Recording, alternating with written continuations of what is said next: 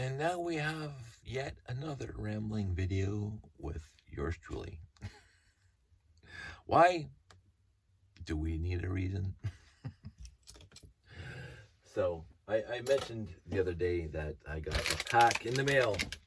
Um, I don't have my phone's right there, so I can't look it up. This is a variable input voltage to a variable output voltage. So LM2596. Those people who know what that is, they know what that is. Me, it's like just a bunch of letters. DC to DC HW411. So the little gizmo like this, I bought 10 for $13 or $16. Just whatever. I could have bought one for $5, but I said if it works, then I'm gonna want more. If it doesn't work, I've wasted $13 before. So, and I'm not above the waste $13 again.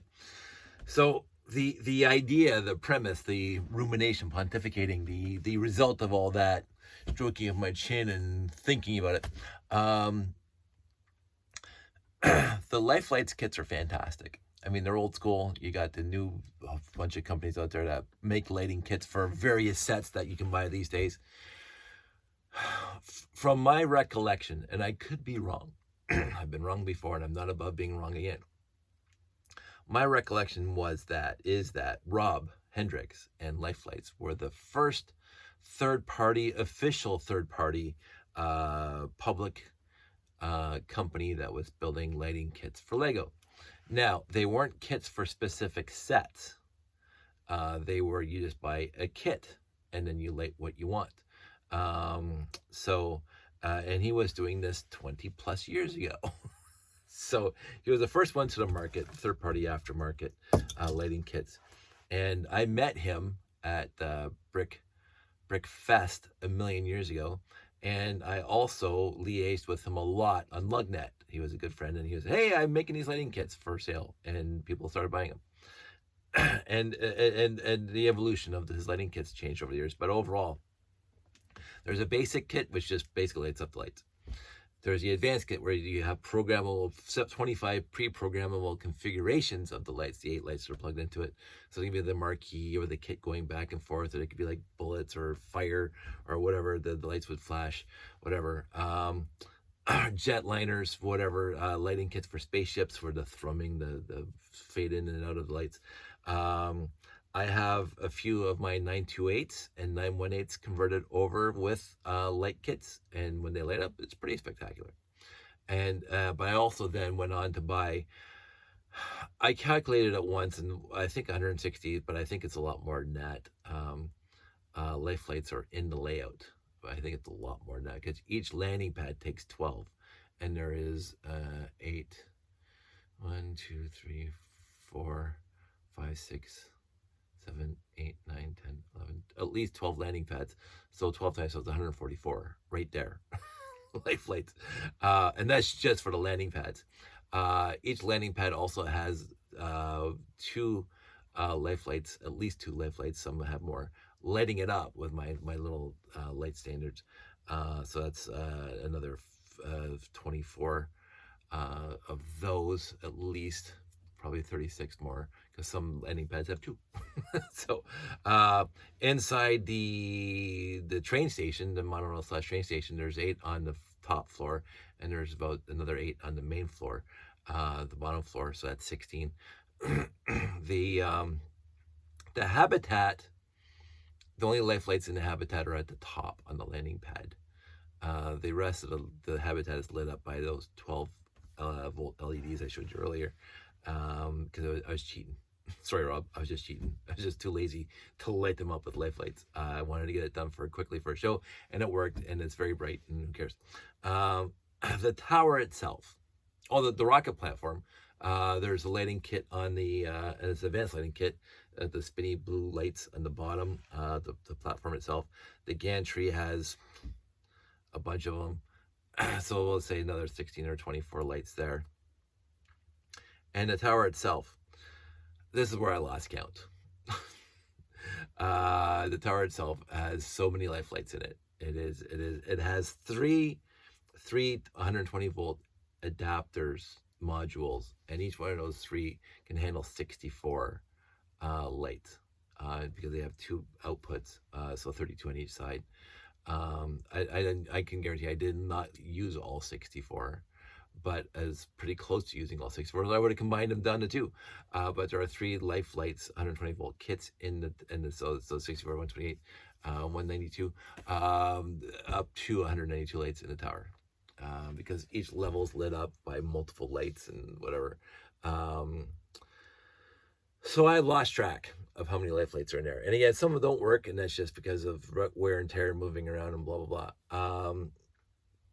And so I would like to completely revamp the lighting of the layout. And what I would do now, because what happened is that I don't have anything here to show you, but basically I would drill holes in the base plate and put the life lights through it. And the hole, the actual life light LED is the same size as a hollow stud of a Lego brick. So if you drill a hole with the same size bit, the LED fits through that. So, and I try to build enough so the wires can get to their destination without drilling holes through the brick.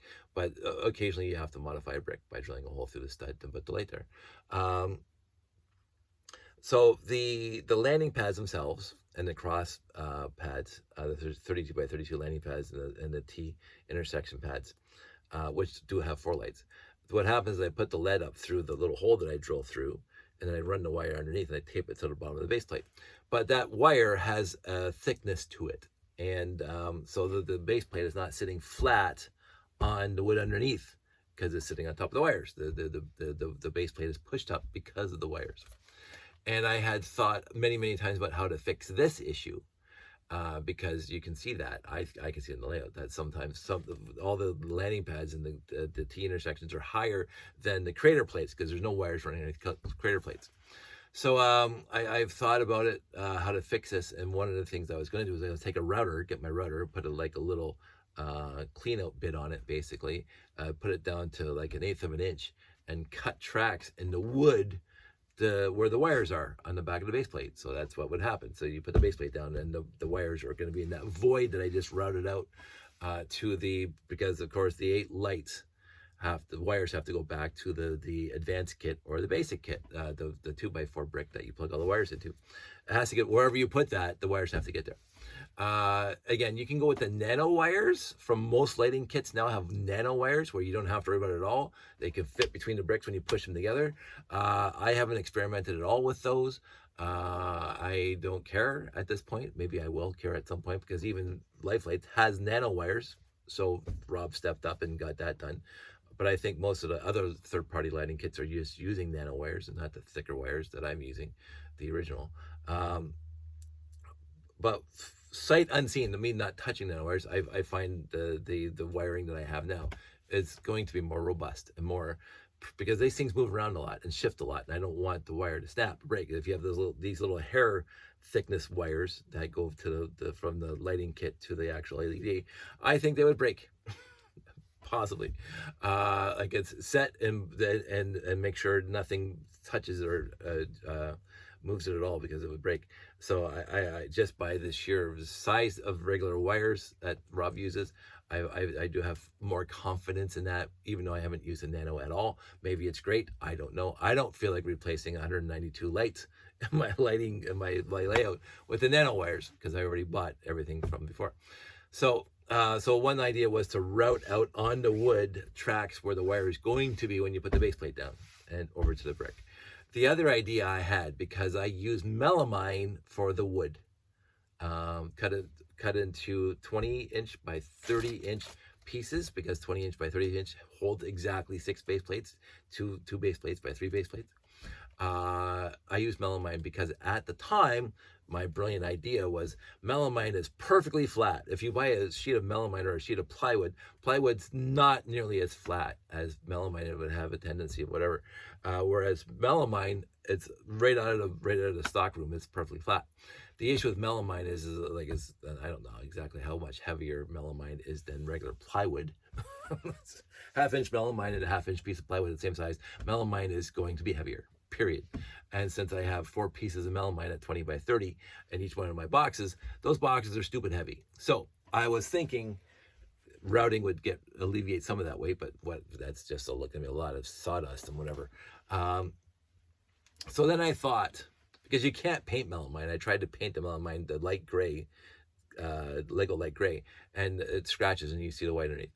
I was thinking then, because it is 1/2 inch, it's not 3/4 inch, it's 1/2 inch, that I would go get 1/4 inch plywood and cut 20 by 30, it's 1/4 inch plywood, and then make a perimeter around that 20 by 30 and it's stripped on the middle, so it would be like looking at the bottom of a Lego brick, and then putting the base plates on top of that, because then the wires are completely free and clear of anything, because there's nothing in the middle of the base plates so the wires there'd be a void of a 1/4 inch underneath the base plate in the middle of the base plate.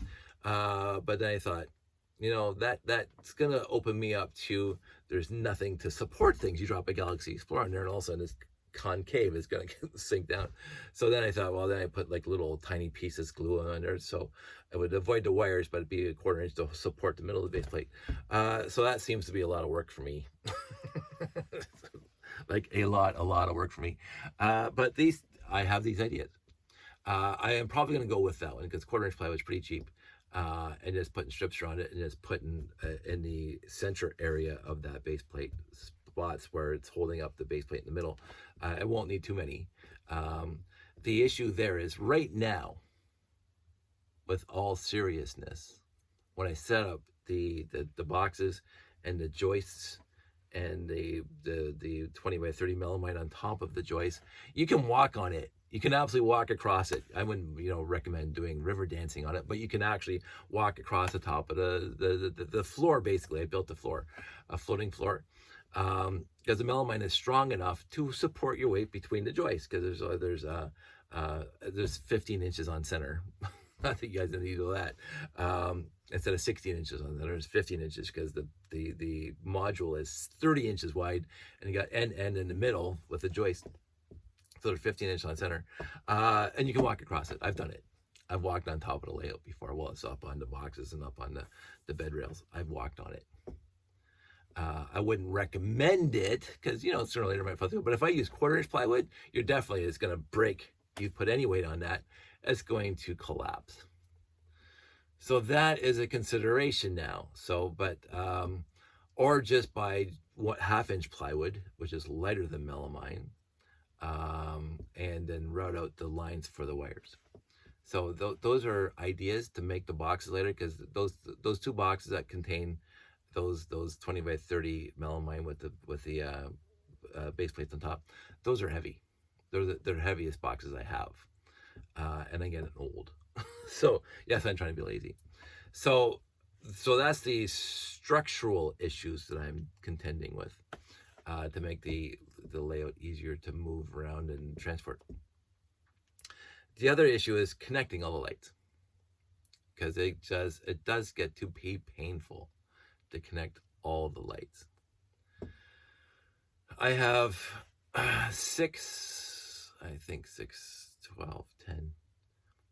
I have 10 Lifelite 120 volt converter kits, 10 of them for the entire layout.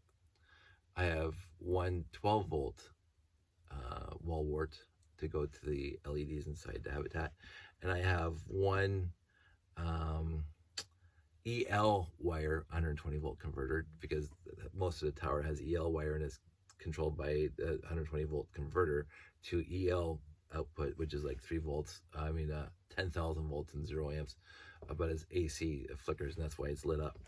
What EL wire lights up, I don't know all the specifics. I'm not an electronic engineer. So I have 2 layers basically of 6 transformers from 120 volt to whatever voltage is coming out of them in the electrical box, which gets stupid heavy. The electrical box itself is stupid, and Sandy mentioned it to me when she was trying to carry it out of here. I forgot it at home for NMA North. She had to carry it up the stairs, and it is stupid heavy because there are 12 wall warts in there. 12, well, not even wall warts, just they're as velcroed to, but there's 12 of them. And I thought, because right now the top layer of my control station has the ability to have 4 train controllers, or a bunch of RCXs. And RCXs, each one has a controller. It looks like this is the old one. There we go. Let me get this thing. Looks like this.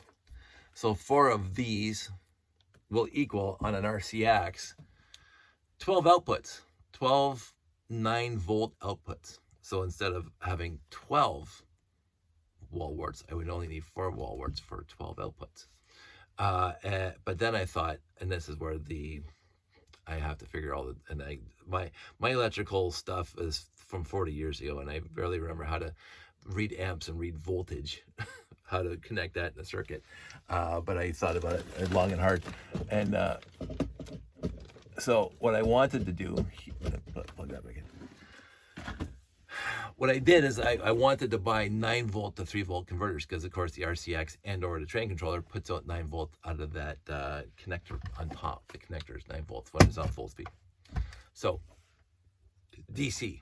So what I wanted to do is see how many life lights I could power from a full-on 9-volt connector from a train controller and or an RCX output, because then I can use this 9-volt to 3-volt converter off the wire plugged into there, and then I can plug it into a life lights kit at 3 volts. And how many life lights kits can I support with that?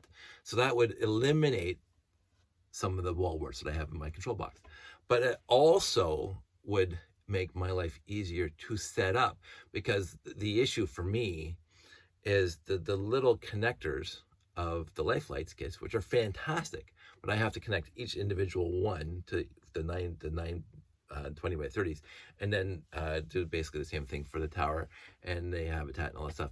But if I use the 9-volt connectors, click them, done. I don't have to turn it over to plug, because I plugged the life lights into the bottom of the board, because that's where the kits are. At the bottom, I drilled a hole through the melamine and I just taped it in there, so you can only get access to the actual 2x4 brick connector block when it's underneath. So when I'm setting it up, I have to lift up the board, put the connector in, see the lights working, and put it down. And I do find that to be a little painful.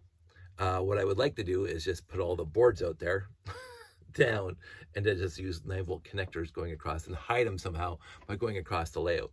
That'd be a lot easier than this. Just put this right onto the connector and have the adapter after this, have the adapter here basically. So you got the 9-volt connector going back to the RCX, and then it connects the wire here, and then the other side it goes to, this is built in now into the layout with the 9-volt connector on it, and it sits there. So when I want to, I just put the 9-volt connector, click it on. I could draw power from the train rails. I've done that before. That's a whole other story. But having 9 remade, because of course all the originals are zombified, remade 9-volt wires, 9 of them that can go to the 4 corners of the layout and plug these things in, or even daisy chain them with a connector, the 2x4 electric plate. So you start on one side, and then you just connect the electric plate right across. If I can have more than one of these connected to one RCX output. So these are the ruminations, or even just have one of these connected to one RCX, and then I don't know how many life light kits can be powered from that, because I'm again not an electronics major at all, but I'm going to find out how many amps one life light draws, and I'm going to figure out how many amps this thing. I think I said this thing can go up to 3 amps, which is better than your charger for your phone. I think that's 2.1 overall. This thing has 3 amps. If you have 3 amps coming into it from there. I don't know what I have coming in here. I'll figure it out. But so this is what I'm trying right now. This is just pontificating, and again, it wasn't a huge monetary outlay for this kind of experiment. I kind of like doing these stupid kind of experiments for me to see if they work, and if they work, then I can build this thing right into the layout, right onto the base plate, and leave it there with the 9-volt connector right beside it. Like put a cute little gizmo or doodad or greebled moisture evaporator like you see in Star Wars, right there on the base plate, because the base plates, all the stuff stays on them. So this thing would be on the base plate, built into a box or whatever, some sort of doodad, and then right beside it would be this thing, so I can just underneath it, I'll just run the 9 wires, and then boom, done. I don't have any more muss, no more fuss, and even as I say, daisy chaining across multiple 20 by 30s, because there's 9 of them.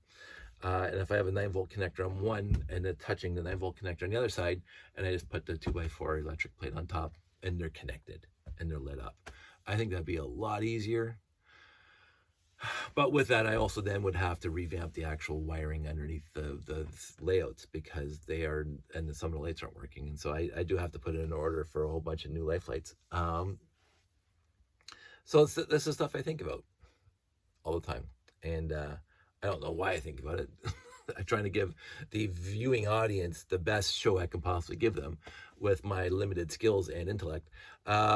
So I do try to come up with better and easier ideas to do this kind of stuff. And if this thing costs me $13 and it doesn't work, that's 2 cups of coffee, basically. I don't drink coffee, but so that's where I am right now. 21 minutes. So I'm going to take this offline because I don't want to be talking at you when I'm doing all the voltage meter readings and the amperage meter readings and all that stuff. I might do another wrap up after, but this is where I am right now. So hope everybody's doing well. Take care, and I'm going to turn this off now. Talk to you.